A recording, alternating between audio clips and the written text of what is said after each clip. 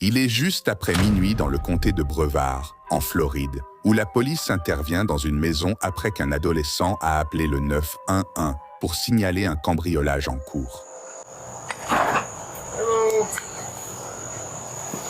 Comment ça va? On est 10-12. Allez. D'accord. Pourquoi y a-t-il du sang par terre? Qui cela? Hein? Quoi? Ça va? Tu saignes? Qui saigne? La police identifie la plante, qui deviendra bientôt suspecte, comme Julia Egler, 16 ans résidente de la maison que l'adolescente aurait dit à la police avoir été cambriolée par un intrus. Viens dehors, Bruce. Que se passe-t-il? Pourquoi la porte est-elle enfoncée? Quelqu'un est entré. Envoyez un secouriste, il y a du sang au sol. Qui saigne? Où est ta mère? Reste ici, reste à l'intérieur. J'ai compris. C'était un 10-33. Quelqu'un reste dehors. Asseyez-vous juste ici.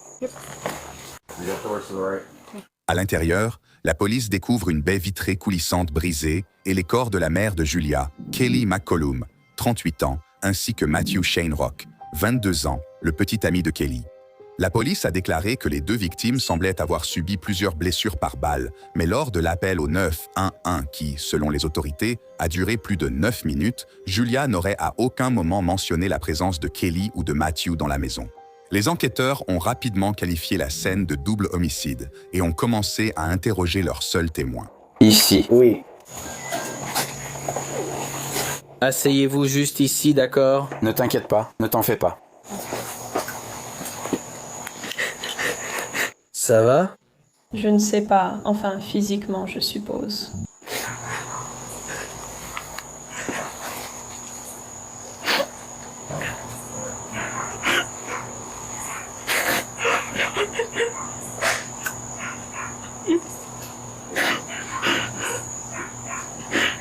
Il est super doué. J'ai juste attrapé le téléphone, hein?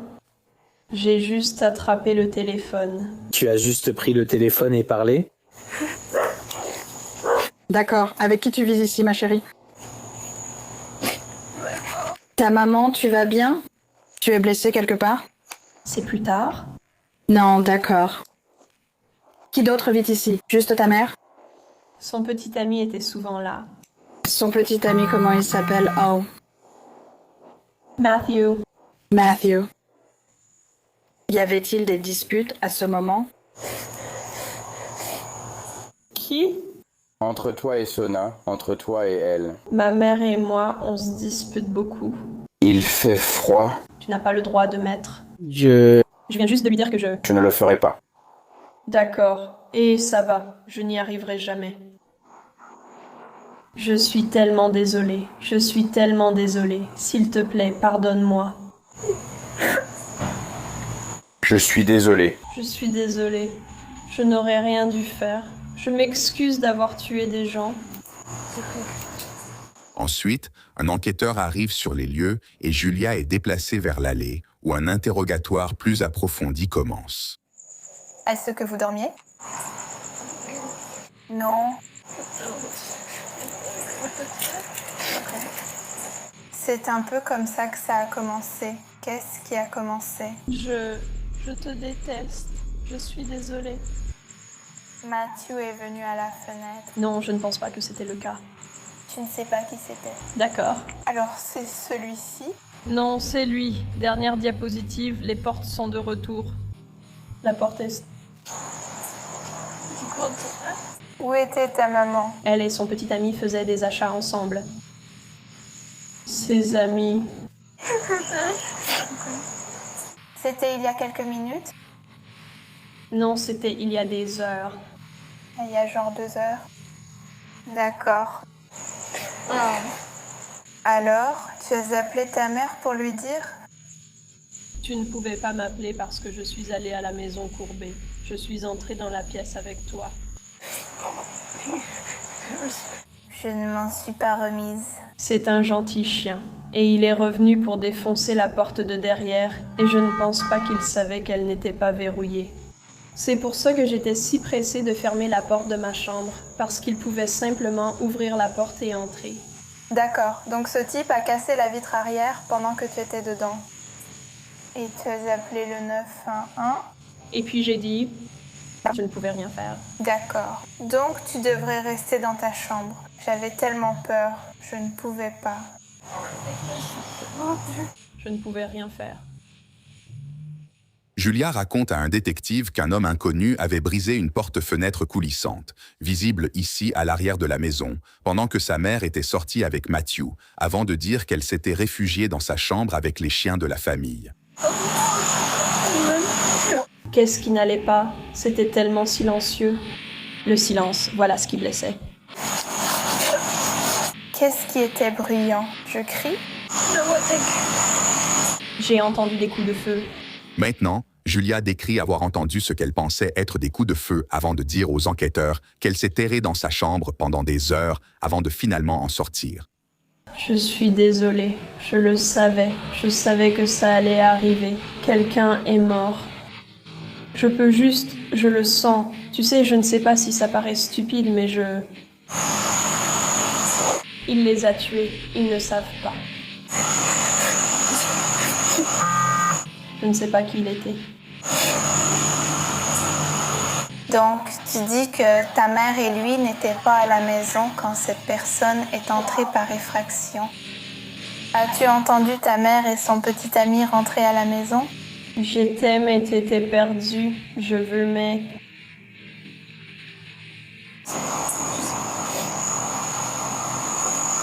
Je suis désolée. Il était tellement bruyant, je n'en pouvais plus.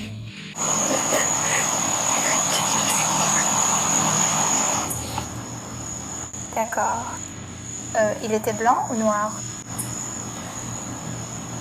Écoutez, il se pourrait qu'il ait été noir, parce que je ne sais pas si je devais deviner, peut-être.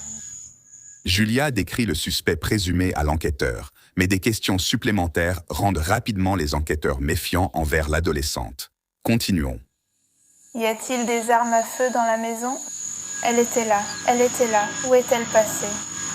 Oh, comment sais-tu qu'elle n'est plus là? Je ne sais pas. Donc, celui qui est entré par effraction est venu et a emmené le gars? Je pense, oui. Je veux dire, je ne l'ai pas vu se produire, mais ça l'a arrêté. Oui? Qu'est-ce qui est arrivé à ta main? Oh, c'est une vieille cicatrice. Une vieille cicatrice fine. Comment tu l'as eue?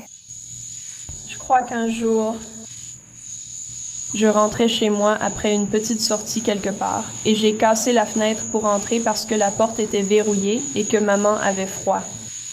Ah, d'accord. Vous êtes en train de discuter? Mais tu as dit qu'il faisait jour quand quelqu'un a commencé à s'introduire par effraction dans la maison. Ces échanges de messages ont lieu à 21h15.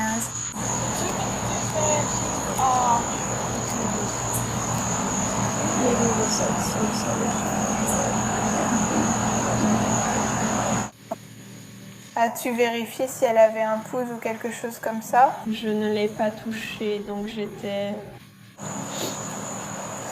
J'entendais respirer et il y avait une grande flaque de sang, donc j'ai juste supposé, je crois.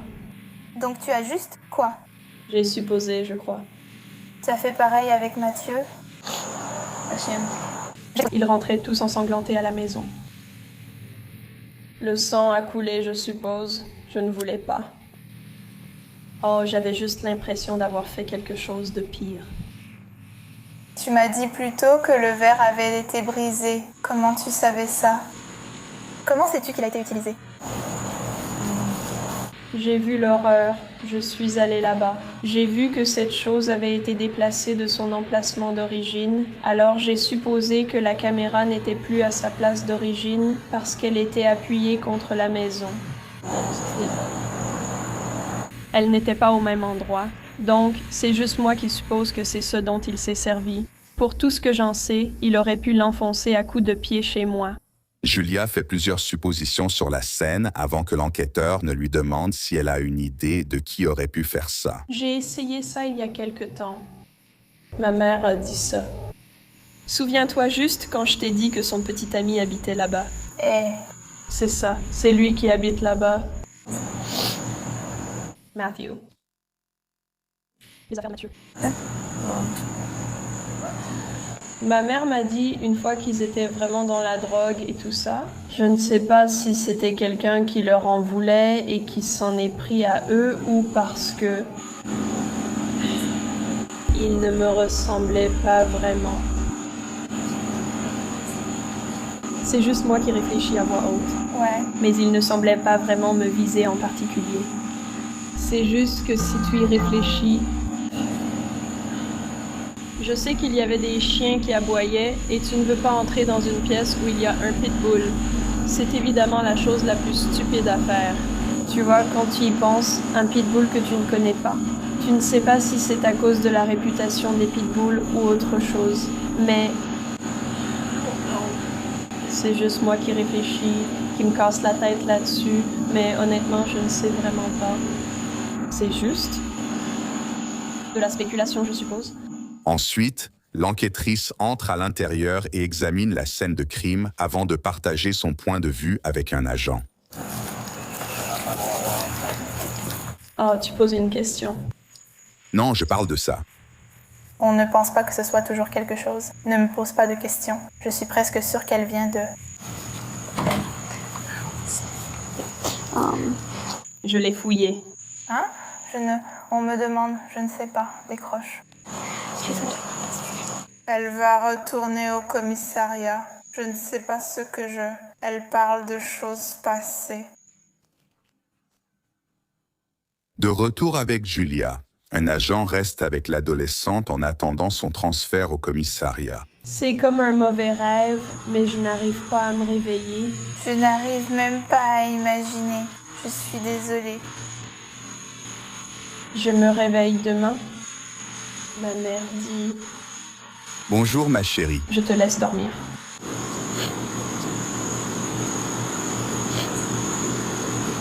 Je suis désolée, en ce moment j'ai tellement de choses. Dois-je vraiment m'excuser pour ça? C'était vraiment une situation désespérée. Mais au contraire, ça l'est. Eh ben, ça n'a aucun sens pour toi, mais c'est trans. Donc c'est pour ça que je dis que c'est comme ça, je suppose. Bien sûr, ça a du sens pour moi. Comment préfères-tu qu'on t'appelle, Brown? Elle parlait juste de son amie. Elle a dit que si tu étais né à bord, ça t'aurait donné un coup de pouce. Tu as compris? Julia révèle à l'officier qu'elle est transgenre et qu'elle utilise parfois le prénom Jasper, un prénom que la suspecte dit venir de sa mère. Garde ça en tête pour... Plus tard. Pourquoi l'as-tu mise en prison? Comment veux-tu que je sache quoi d'autre, putain? Ce n'est pas ce qui se passe.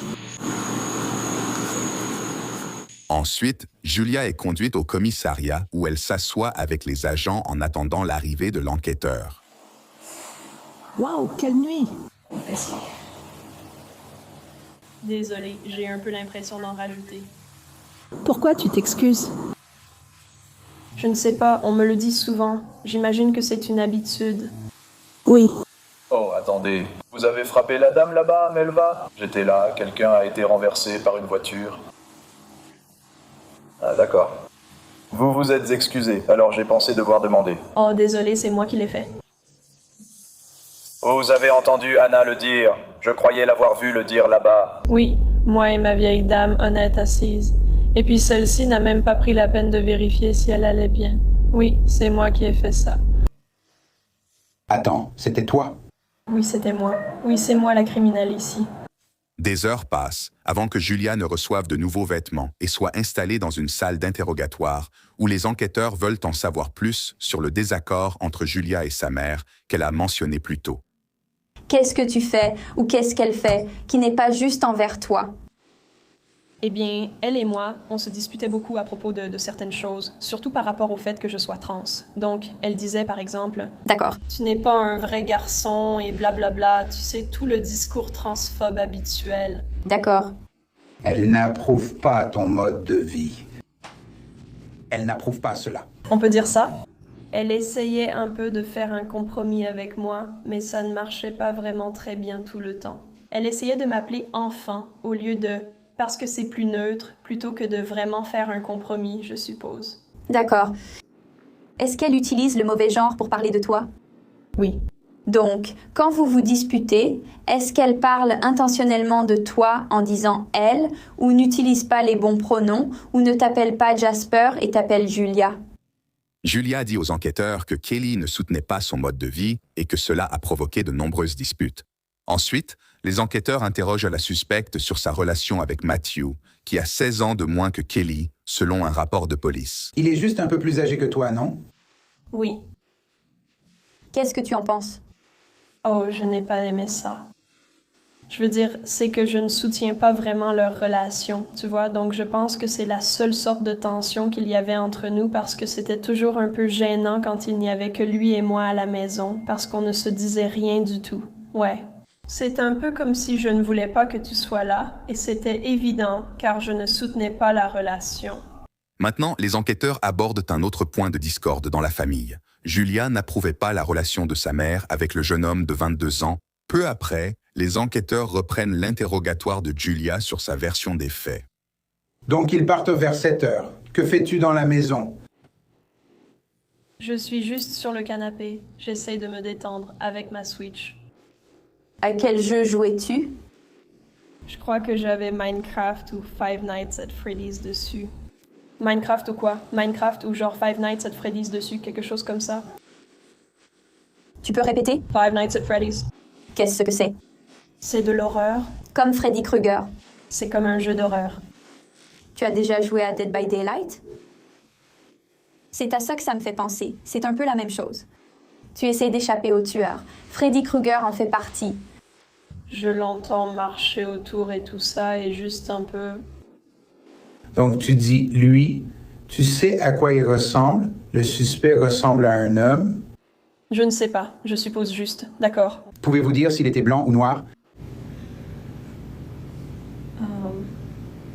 J'essaye de deviner, peut-être noir. D'accord. Par exemple, son visage était-il couvert par un masque ou non? Je crois qu'il avait une sorte de capuche. Elle était relevée, un peu comme ça. Julia répète qu'elle a été enfermée dans sa chambre pendant qu'un intrus commettait un double meurtre. Mais très vite, les enquêteurs révèlent qu'ils en savent plus qu'ils ne le laissent paraître. Je pense que c'est difficile pour toi. D'accord. Honnêtement, nous ne pensons pas que cela se soit passé ainsi. D'accord. Très bien. Nous avons examiné cette scène de crime et il y a des éléments dans cette scène de crime. Ça ne correspond pas à ce que tu dis. D'accord? Parce que je ne crois pas à l'histoire de quelqu'un qui serait entré dans la maison. D'accord? Il y a des preuves que montrent que nous avons regardé ta caméra Savannah. D'accord. On ne voit personne passer par cette porte arrière. D'accord? Nous avons regardé ta caméra Savannah. Nous voyons tes parents rentrer par la porte d'entrée. D'accord. Nous voyons des traces de pas ensanglantés dans la salle à manger, devant la porte-fenêtre arrière, sous la vitre. Ce sang devrait être sur la vitre. Dis-nous ce qui s'est passé. Je te le demande franchement. D'accord. Est-ce toi qui as blessé ta mère et Matthew aujourd'hui? Et si tu l'as fait, y avait-il une raison pour laquelle tu devais le faire? Partons du moment où ils sont rentrés à la maison. Dis-moi ce qui s'est passé quand ils ont franchi la porte.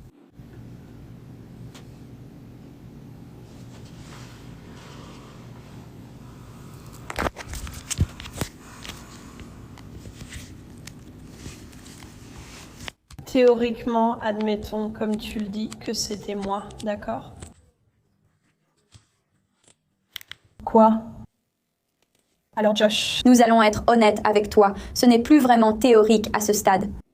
Tout ce qu'il vient de te dire nous montre qu'il s'est passé quelque chose que tu ne nous dis pas, n'est-ce pas?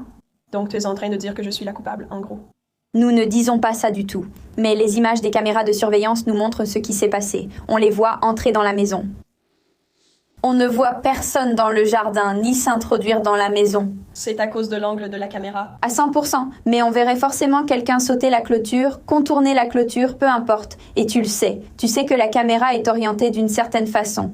Tu peux sortir par cette porte-fenêtre sans être vu. Ouais, et c'est un point intéressant que tu viens de soulever. C'est pour ça qu'on sait. On a vu beaucoup de scènes de crime. Il dit qu'il y a un angle mort entre les deux caméras et que leur position rend ça évident. Ouais. Mais quelqu'un devrait savoir qu'il y a un angle mort à cet endroit. Quelqu'un qui n'est pas un inconnu, qui ne vient pas par hasard à ta porte de derrière et ne la force pas sans que tu le saches. Cette personne n'aurait pu savoir comment la caméra est installée qu'en la regardant dans l'application, non? On ne sait pas vraiment, on la voit seulement depuis l'extérieur. Bien sûr, mais on ne peut pas voir le champ de vision exact. Il y a des objectifs grand angle. On ne sait pas exactement ce qu'il fait, mais devine qui le sait. Je suppose que tu viens de le souligner. Toi, tu le sais. Donc la seule chose qui a du sens dans ce cas ici, c'est que si cette personne au hasard dont tu parles est venue à l'arrière, il aurait fallu qu'ils sachent qu'il y avait de quoi casser la porte-fenêtre coulissante. Ils auraient dû entrer dans la maison et savoir qu'il y avait des armes à feu à l'intérieur, des munitions à l'intérieur de la maison à utiliser pour ensuite tuer. Ta mère et Mathieu, pour quelle raison? Et puis pas seulement ce point-là. Est-ce qu'ils viennent jamais à ta porte? Et si tu penses qu'il a peur de chiens alors qu'il a une arme, il n'a pas peur des chiens. D'accord, donc ça n'avait pas de sens là. Bon, t'allais justement dire, et si c'était toi qui avais fait ça? Je veux dire, théoriquement. D'accord. Théoriquement quoi? Ce que t'as dit, de le dire franchement et tout ça, mais c'est comme ça, juste que ça ne marche pas comme ça. Bien sûr, ça ne va pas disparaître aussi vite, non. Mais tu nous donnes une raison. Parce que d'autres personnes vont regarder cette interview et elles vont vouloir savoir, est-ce qu'on a affaire à un monstre ici ou à quelqu'un qui a commis une terrible erreur? Est-ce que Mathieu ou ta mère, est-ce que l'un d'eux a essayé de te faire quelque chose quand ils sont rentrés à la maison? Hein? Non. D'accord. Alors qu'est-ce qui s'est passé? Et pourquoi?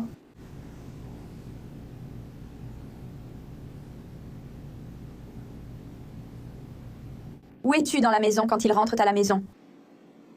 Nous savons que tu n'étais pas dans ta chambre. Je ne comprends pas comment tu peux dire que je ne suis pas dans ma chambre. Comment le sais-tu? La porte de ta chambre était donc fermée lors de l'incident, c'est bien ça? La façon dont les projections de sang se sont produites suggère que ce n'était peut-être pas exactement le cas. Elle aurait pu être fermée, mais pas totalement. Comme tu dis, elle était verrouillée? Je ne pouvais pas la verrouiller car la serrure de la poignée est inversée. Tu as dit tout à l'heure que le silence pouvait être assourdissant. Ça se passe en ce moment? Et même si tu ne le dis pas à voix haute, ton silence parle pour toi et très fort. C'est dommage. As-tu tiré sur tes parents, ta mère et Mathieu?